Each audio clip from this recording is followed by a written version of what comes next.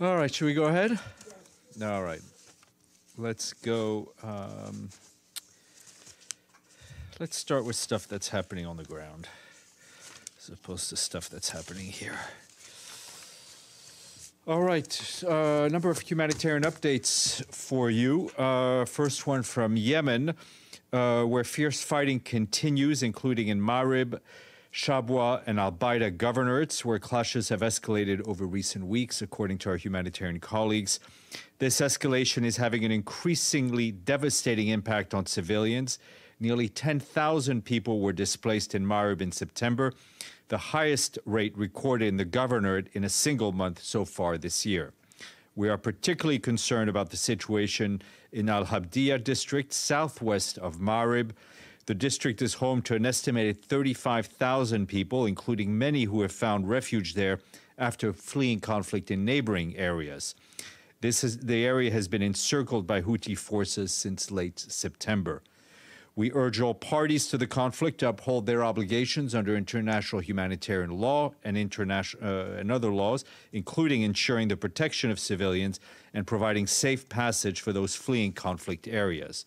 We also call on all parties to facilitate safe, timely, and sustained humanitarian access in all impacted areas of Yemen. And from Ethiopia, our humanitarian colleagues have told us that the situation in the northern part of the country continues to be highly unpredictable and volatile. The delivery of humanitarian supplies into Tigray remains heavily constrained through the only road access route through from Afar. Between October 6th and 12th, 211 trucks carrying humanitarian supplies arrived in Tigray, compared to 80 trucks a week earlier. While increasing the number of trucks is a positive development, this is still inefficient, given that, as we know, we need 100 trucks a day arriving into Tigray to meet the needs. Since July 12th, nearly 900 trucks have entered Tigray, which is just 14% of what is needed to enter the region. We have not been able to get fuel into Tigray since the end of July. 10 fuel tankers are currently sitting in Samara in Afar province. These tankers have received approval by the government to proceed, and we hope they'll be able to move into Tigray with the next convoy. However, we still have not been able to have medicine enter Tigray. Several of our partners have significantly reduced or shut down programs because fuel, cash, and supplies have either been depleted or are facing severe shortages. In spite of this, our partners have continued to respond to some of the most urgent needs in the province. While more than 146,000 people received food last week, at least 870,000 people on average per week need to be reached. In neighboring Afar and Amhara regions, our partners are scaling up the response, having reached some 639,000 people with food in Amhara since early August, and some 72,000 internally displaced people in Afar. We urgently call on all parties to allow unimpeded and sustained access to all people in Tigray, Amhara, and Afar. And in Afghanistan, our UN team there continues to support the people in the country to tackle the pandemic. Our colleagues there tell us that to date, there have been more than 150,000 confirmed cases of COVID-19, as well as more than 7,200 deaths. With support from the UN, some 760,000 COVID-19 tests have been conducted. Nearly 80% of the 5.2 million vaccine doses that have arrived in Afghanistan came from COVAX. UNICEF helped with vaccine delivery and distribution as well as cold chain. As of earlier this month, nearly 2.4 million people have been vaccinated, with more than 1.5 million being fully vaccinated. The UN team has held awareness-raising sessions on preventing COVID-19 and how to treat it. We've provided personal protective equipment, medical equipment, and medical training. Our colleagues tell us that 34 of Afghanistan's provinces have allocated isolation wards for COVID-19. And this morning, back here, the Secretary General spoke to the General Assembly's 5th Committee on the proposed program budget for 2022. As you know, we're continue to be in an experimental phase of providing yearly budgets. He noted that around the world, thanks to the support and engagement of member states, the United Nations has stayed and delivered in a world upended by the pandemic. Mr. Guterres said that throughout the pandemic, reforms have remained on course. Unlike past emergencies, the Secretariat did not need to create new structures to manage the response. Instead, the new reform structures in development, peace and security, and management already in place facilitated a unified and agile response to the pandemic, saving time and money. The Secretary General told member states that we require a total of $3.119 billion before recosting for the program budget for 2022. We shared his full remarks with you. And of course, just to note that there are likely to be additions to that budget given additional mandates and decisions taken by the General Assembly and other legislative bodies. And today is International Day for Disaster Risk Reduction. Oops, now you know my ringtone for the DSG. One day you'll hear my ringtone for the SG. It's so I know to pick up the phone, and it works. Speaking of, okay, maybe I should have answered to avoid a disaster. Anyway, in a message for the Day for Disaster Risk Reduction, the Secretary General stresses that to meet the cascading challenges of the 21st century and safeguard the lives, health, and livelihoods of all people, we must reduce systematic risks. The Secretary General notes that weak governance, growing poverty, biodiversity loss, collapsing ecosystems, and unplanned rapid urbanization are all interconnected drivers of disaster risk. Left unaddressed, they aggravate the intensity and frequency of disasters and increase the need for humanitarian assistance. Before I turn it over to Monica, Edie. First, to follow up on Yemen, can you update us on what's happening with the UN Special Envoy and any political efforts? And secondly, the UN Special Rapporteur on Human Rights in North Korea put out a report today basically saying that food isn't getting in, there's a risk of starvation. Is the Secretary General planning to do anything to try to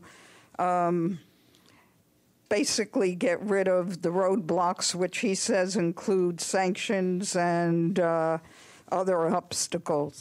All right, let me remind me of the first question. It was, Yemen. Yes, sorry. Hans Grunberg, our envoy, as you know, just recently concluded a regional tour. He was in Aden, in Oman, in Saudi Arabia to speak with interlocutors there. The Secretary General, I know yesterday, spoke to the foreign minister of Yemen. We continue to be engaged politically in order to help the Yemenis reach a political agreement that would lead to a sustained nationwide ceasefire, among other things, which would obviously have an extremely positive impact on our ability to deliver humanitarian aid, which is, as I've noted, is desperately needed. On the DPRK, we've seen the report from the independent rapporteur. We've expressed our concern already about the humanitarian situation in the DPRK. We do not have at this time, as far as I know, international staff there due to COVID restrictions. We do run some programs. Obviously, it's a challenging environment to work in. The Secretary General has repeatedly called on member states to avoid any sanctions that would hurt people and called for targeted sanctions. James. Yes, your statement on Ethiopia, unpredictable and volatile, the situation, and then you talked about the humanitarian situation. You've got people on the ground. What about the military situation? Can the UN confirm that there is now a new offensive being carried out by the Ethiopian military, and how concerned are you about such an offensive? I'm not in a position to confirm military movements. We're obviously hearing reports, and the situation on the ground is not making our ability to deliver aid any easier. I can tell you the Secretary General yesterday spoke to the Prime Minister of Ethiopia, basically reiterating a lot of things we've said publicly, and to see what, in an engagement that to help avoid war, in a sense. Can I also ask you about someone I know the Secretary General also spoke to yesterday, which is President Kenyatta? They spoke clearly because they were both in the Security Council yesterday. But about the same time they were there, there was the decision of the ICJ on the maritime border dispute between Kenya and Somalia. That is a final decision by the highest court in the UN system, and yet Kenya now is rejecting that ruling, saying it is totally erroneous. What is the UN's reaction to Kenya's rejection? What is the Secretary General saying to the Kenyan president about this? Look, it's not for us to comment on rulings by the ICJ. As a matter of principle, we believe that the ICJ and its rulings are extremely important to the international system that we all believe in. Did he discuss it? I'm not aware that he discussed it. Sorry, I was ignoring your question, not on purpose. Signora. Thank you. Stéphane, yesterday was announced by the DA of Venezuela, the former Venezuelan Defense Minister Raúl Baduel died in detention because of COVID.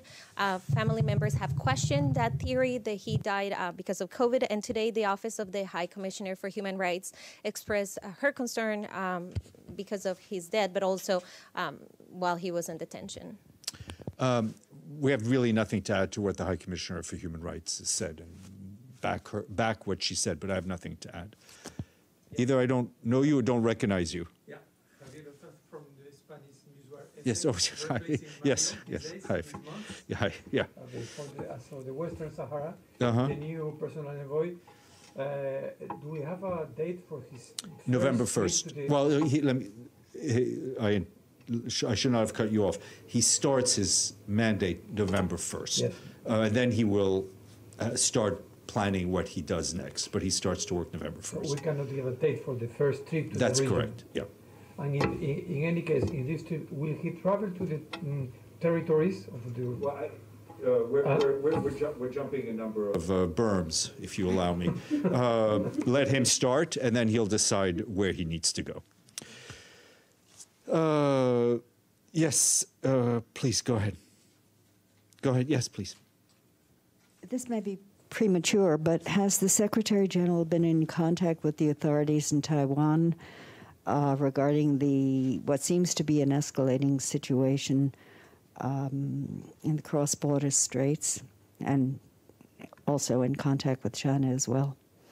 I have nothing on that. Michelle Nichols, and then Joe Klein. Thanks, Steph. Actually, go to Joe first, if that's okay, and I'll come back to you.